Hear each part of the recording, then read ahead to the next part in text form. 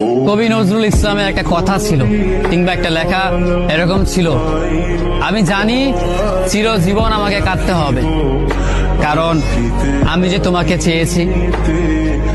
আসলেই আমি যে তাকে চেয়েছি এই জন্য আমাকে সারা জীবন কাটতে হবে, কারণ আমি তাকে কোনোদিন পাবো না, আর পাইনি বলেই আমার কান্না করতে হয়। তাকে আমি প্রচন্ড ভালোবাসি বলেই আমার কান্নাটা আসে। তাকে আমি আমার করে পাইনি বলেই আমার কষ্টটা হয়। কবি নজরুল ইসলামের লেখাটা খুব দারুণ ছিল। আসলেই তাকে পাইনি বলে আমাকে সারা জীবন কান্না করতে হবে।